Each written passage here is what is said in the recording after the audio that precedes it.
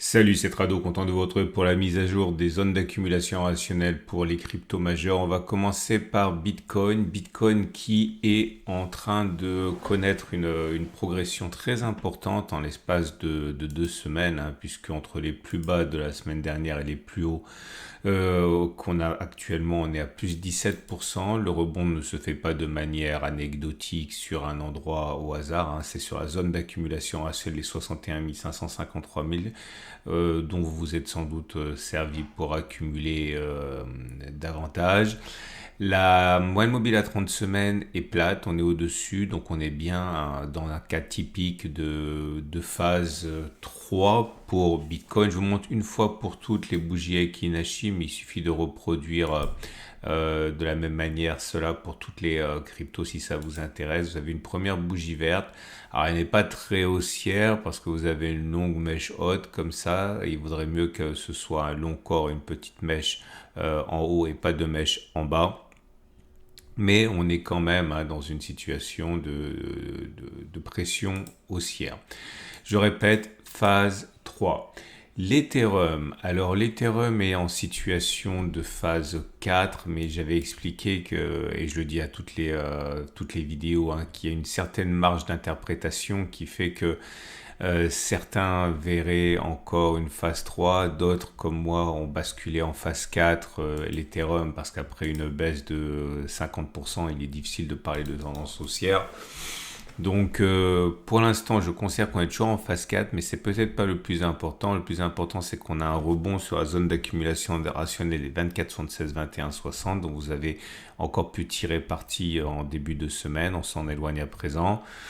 Si on arrive à se hisser au-dessus de la moyenne mobile à 30 semaines, cela remettrait en cause la continuation de la phase 4, mais pour l'instant, on va laisser les choses se dérouler. Je répète, on est en phase 4, mais en sortie de zone d'accumulation rationnelle.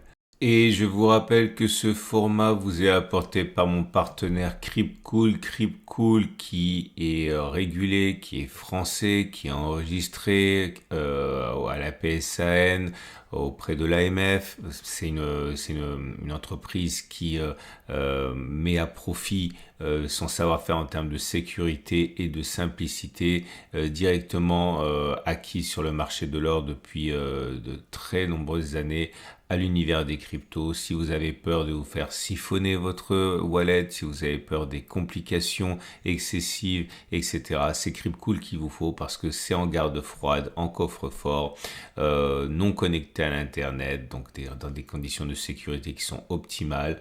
À côté de cela, vous allez avoir un accompagnement sur mesure pour tous ceux qui n'y connaissent pas grand-chose, comme c'est le cas pour moi en matière de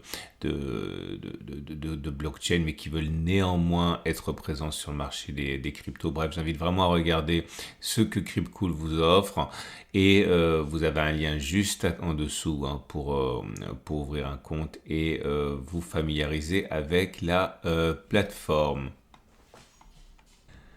Binance Coin est également en phase 3, comme Bitcoin. On n'est plus en zone d'accumulation rationnelle, on l'a été il y a 3 semaines. Là, on se hisse au niveau de la moyenne mobile à 30 semaines. Mais tant que l'on n'aura pas inscrit un nouveau plus haut par rapport au précédent plus haut à 721, on ne sera pas en phase 2.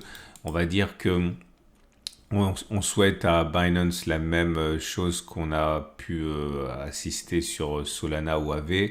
Pour l'instant, ça reste une phase 3 à mon avis. Ripple est dans une situation de phase 1, je pense. Vous voyez ses caractéristiques, ses ondulations autour de la moyenne mobile à 30 semaines.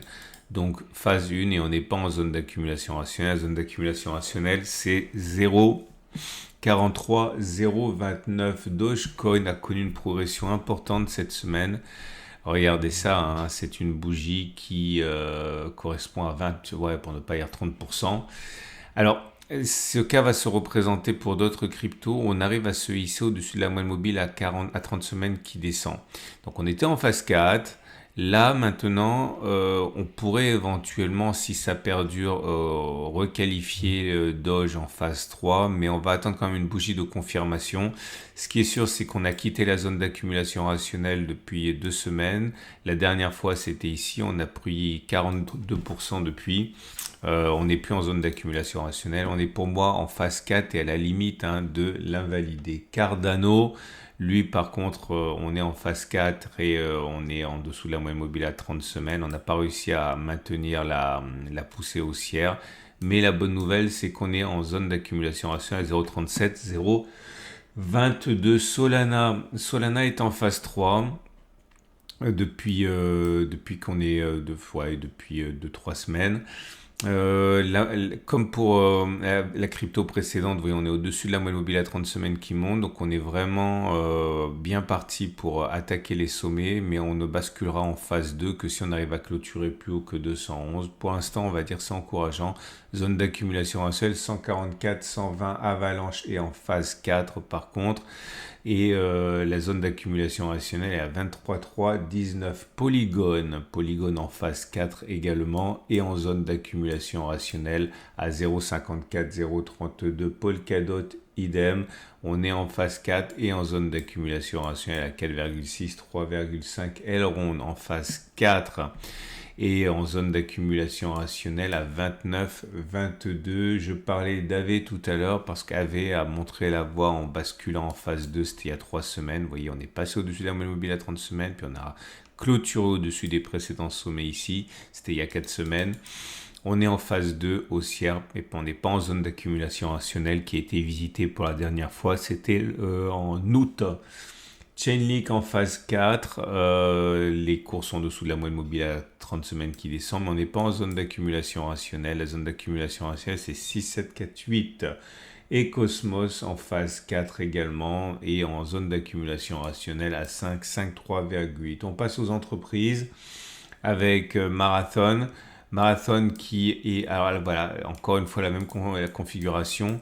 On était en phase 4 la semaine dernière, indubitablement, en dessous de la moyenne mobile à 30 semaines qui descend. Mais là, on repasse au-dessus. On va lui laisser le temps de faire ses preuves à Marathon, une semaine de plus. Mais si on continue comme ça, eh bien, on pourrait envisager de sortir de la phase 4.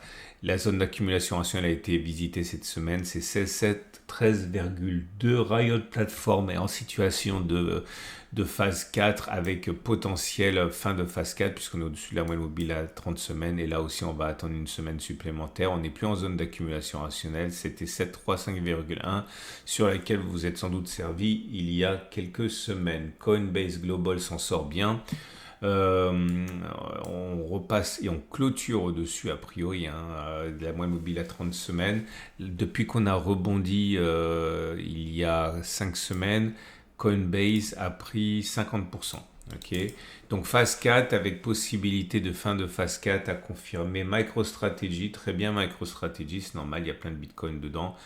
On a vu qu'elle était repassée en phase 2 la semaine dernière. Confirmation cette semaine. On est en phase 2. Zone d'accumulation à seul 130, $100. On termine avec CleanSpark. CleanSpark en phase 4. Belle progression. Regardez, cette semaine, on a pris plus de 30%, 34%. Et depuis la zone d'accumulation rationnelle dont vous avez peut-être profité il y a un mois, on en est à 60%. Ok.